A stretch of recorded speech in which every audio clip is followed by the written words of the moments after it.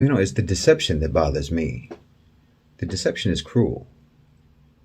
I mean, from the moment they wrote the words, "We the people," leaders in the United States have relentlessly sought ways to subvert democracy in America. They've sought ways for outwitting their own founding documents for over 200 years.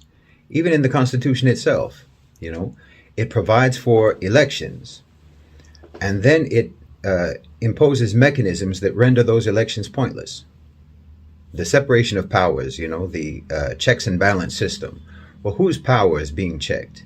Elected power, the power of the elected representatives of the electorate. Nobody checks the Supreme Court, for example. That's really the supreme branch of the U.S. government, the Supreme Court. And those are lifetime positions. The framers of the Constitution seem to be primarily dedicated to creating a system that would ensure maximum inefficiency. Because the founding fathers were, as we know, deeply suspicious of government itself. I mean, think about it. No taxation without representation. That was the slogan. Well, that could go a different way. No representation, no taxation. If you asked most Americans today, which would you rather have? Your whole paycheck or your senator? What do you think they would choose? Which do you think they would feel is more useful to them? Their full salary or their congressperson? Their congressperson who is completely subservient to his or her campaign donors and to whatever corporate sector they want to enter once they leave office. Their congressperson who listens and obeys lobbyists more than they'll ever listen to their constituents. I mean, the entire political platform for any candidate is calculatedly drafted to serve the interests of whatever business sector they're going to target for campaign funding. That's why they put the policies that they do or the proposals that they do. Elections in the U.S. are like talent shows. Just like those shows where the audience votes for whoever sings the best so that then they'll win a recording contract or something like that with a major producer. It's the same thing. You elect a politician, whoever sings the best, so that then that politician can win lucrative deals with business. It's got nothing to do with your interests. You pay a higher percentage of taxes, in fact, than corporations, but corporations have a higher degree of representation than you do. I mean, according to what's called the Citizens United decision, that was in 2010, corporations have personhood status under the law, except it's a super personhood status because they're larger than life. Corporations have the right to free speech under this ruling, and that speech includes political campaign funding. So literally money talks. The rule says that it would be an unfair restriction on corporations' right to freedom of speech to limit how much money they can spend to get whatever they want from politicians. Freedom and democracy. You see? They come up with every possible way to shut you out. And who do you suppose made that Citizens United decision? Well, it was the Supreme Court. I mean, look at education, at higher education in the United States. A functioning democracy requires an informed and educated public. That's what Thomas Jefferson said. He said that a well-informed citizenry is the best defense against tyranny. So what can you deduce might be the objective when you make education prohibitively expensive?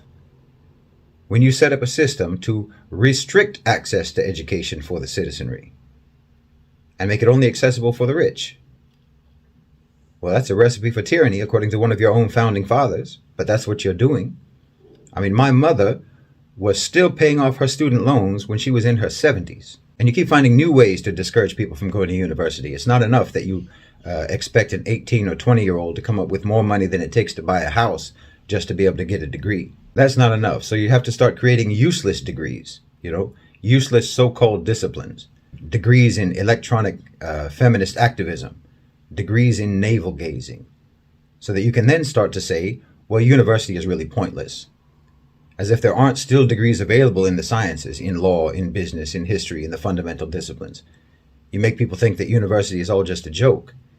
You set up all of these absurd degree programs to make university look like it's pointless. So why bother? Everyone thinks, just why bother? Why should I go into debt just to get a useless degree? Meanwhile, the children of the elite are still going to university because they're the ones who are on track to be the managers of society. they're on track to rule you. I mean, why do you think that they didn't allow slaves to learn to read in the South? The same reason that they don't want you to be educated. Because you're serfs. The U.S. is looking to revive domestic manufacturing. They want to bring back offshore factory jobs back to the U.S. They want you to be on an assembly line. They don't want you to have a lot of big ambitions about your future. They don't want you to have the intellectual tools for self-sufficiency or critical thought so that you can actually see and recognize and understand what your society really is. Everything about the society is calculated to marginalize the population. And one of the main instruments that they use to marginalize the population is the constant repetition about how free and how democratic it is. You know, it's quite telling that for any other country in the world, if you want to learn about it, if you want to understand it, if you want to really know that society, you have to go there. You have to live there. You have to mix with the people. You have to experience it. But with America, it's different. People outside of the U.S. understand it and know it far better than Americans do. And if Americans want to actually learn about and understand their country, they would have to leave the U.S. They would have to go outside the U.S. to educate themselves about it. You would have to go outside of the U.S. to learn what America really is. Thomas Jefferson's defense against tyranny has been and is being systematically repressed in the United States. So you tell me what kind of a system that means it is. You know, for security reasons, the government gets to watch you online. They get to know everything that you're doing. But for the same security reasons, you're not allowed to watch them online. You're not allowed to know what they're doing. All the CCTV cameras are pointed at you. All the surveillance systems are pointed at you. Meanwhile, your so-called public servants have more privacy than you do. What kind of a servant has more privacy and more rights than their supervisor? I mean, isn't that supposed to be the relationship? Politicians and bureaucrats, state workers, they're public servants, right? But can you monitor what Senator so-and-so is doing on the internet? Can you listen in when Congressman such and such meets with his donors, meets with his financiers, his funders, with businessmen? I mean, what's on Joe Biden's browser history? He can find out what's on yours. Why can't you know what's on his?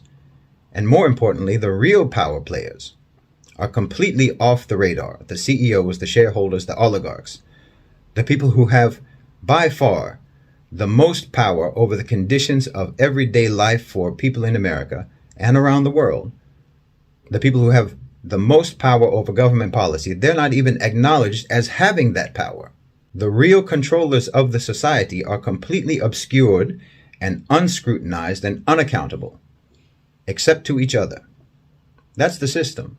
It just self-identifies as democratic.